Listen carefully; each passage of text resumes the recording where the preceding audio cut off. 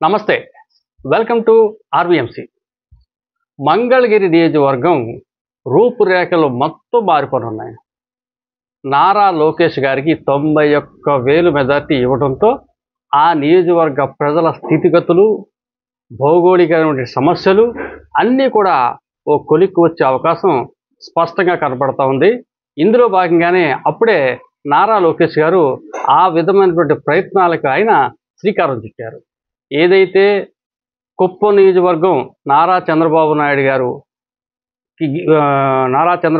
గారికి విజయం అందిస్తున్న కుప్పం నియోజకవర్గం ఏ విధంగా అన్ని రంగాల్లో అభివృద్ధి చెందిందో అదేవిధంగా ఈరోజు మంగళగిరి నియోజకవర్గం కూడా చక్కగా అభివృద్ధి చెందుతూ ఉంది.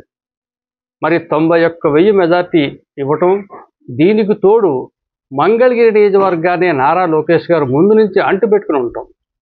2019లో ఆయన ఆ నియోజకవర్గంలో ఓటమి పాలైనా కానీ ఆ నియోజకవర్గాన్ని ఏమాత్రం నిర్లక్ష్యం చేయకుండా నాకు ఇక్కడ ప్రజలు ఓటేయలేదు, నేను ఈ ప్రజలకు దూరంగా ఉంటాను, ఈ ప్రజలకు సేవ చేయను అనేటి ఎటువంటి నెగిటివ్ థింకింగ్ ఏమాత్రం లేకుండా ఆ నియోజకవర్గ ప్రజల శ్రేయస్సే నాకు ముఖ్యం అని చెప్పేసి నిత్యం ఆ నియోజకవర్గాన్ని అంటిపెట్టుకుని ప్రతిపక్ష పాత్ర కూడా పోషించి మరి అక్కడ జనానికి తలలో నాలుకగా చేదోడు వాదోడుగా వాళ్ళకి నిత్యం ఏదో ఒక రూపంలో సహాయం చేస్తూ మరి 2024 ఎన్నికలకి వెళ్ళి మరి ఆ ఎన్నికల్లో విజయం సాధించినటువంటి నారా లోకేష్ గారు ఆ మంగళగిరి నియోజకవర్గాన్ని అన్ని రంగాల అభివృద్ధి పదంలో తీసుకెళ్లేందుకు ఆయన ప్రయత్నాలు మొదలుపెట్టారు.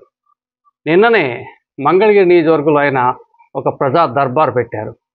ప్రజా దర్బార్లో భాగంగా ఉదయం 8 గంటలకే ఆయన నియోజకవర్గానికి చేరుకున్నారు. నిజంగా రియల్లీ గ్రేట్. ఒక స్థానిక శాసనసభ్యులు, ఒక సామాన్య శాసనసభ్యులు అవ్వచ్చు, లేదంటే ఒక శాఖ మంత్రి అవ్వచ్చు, 8 గంటలకి జనంలోకి వెళ్ళటం అంటే చాలా ఆశ్చర్యకరమైన విషయం.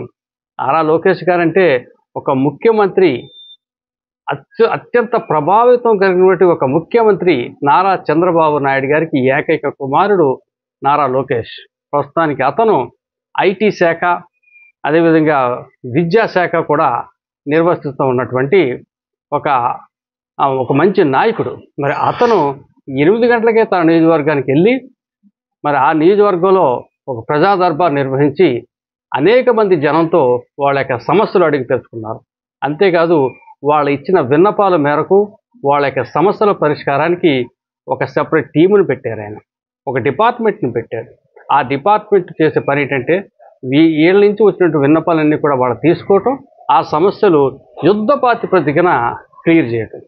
సో ఈ విధంగా వాళ్ళకు ఉన్నటువంటి వ్యక్తిగత సామాజిక సమస్యలు పరిష్కారం చేయడం కోసం నారా లోకేష్ గారు అప్పుడే ఆ కార్యక్రమానికి శ్రీకారం చుట్టడం జరిగింది.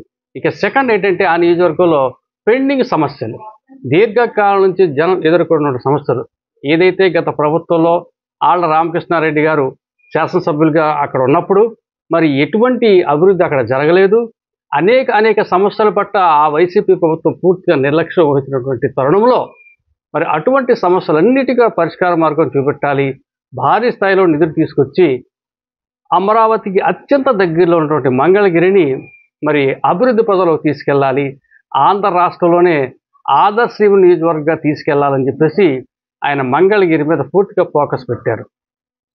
ఇక రాష్ట్రంలో సెకండ్ కాన్స్టిట్యున్సీ వస్తే పిఠాపురం నియోజకవర్గం కూడా అదే స్థాయిలో అభివృద్ధిలో మంగళగిరితో పోటీ పడుతూ మరి గతంలో మనం చెప్పుకున్నాం కుప్పం ఏ విధంగా అయితే అన్ని రంగాల్లో అభివృద్ధి చెందిందో మరి అదేవిధంగా అంతకుముందు వైఎస్ రాజశేఖర రెడ్డి పోటీ చేసినటువంటి పులివెందులు కూడా అన్ని రంగాల్లో ఎలాగైతే అభివృద్ధి చెందిందో మరి మంగళగిరి కూడా చెందుతుంది.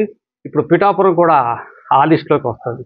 పిఠాపురంలో పవర్ స్టార్ పవన్ కళ్యాణ్ శాసనసభ్యులుగా 70,000 పైచిలకు మెజార్టీ సాధించడంతో పాటు ఉప ముఖ్యమంత్రి, గ్రామీణాభివృద్ధి, రూరల్ వాటరు, మరి సైన్స్ అండ్ టెక్నాలజీ మంత్రిగా కూడా ఆయన బాధ్యతలు స్వీకరించడంతో మరి పిఠాపురం నియోజకవర్గానికి కూడా నిధుల కొరత ఉండదు. పిఠాపురం నియోజకవర్గంలో ప్రతి వార్డు, ప్రతి గల్లీ, ప్రతి పల్లె కూడా అభివృద్ధి పదంలో వెళ్తుంది.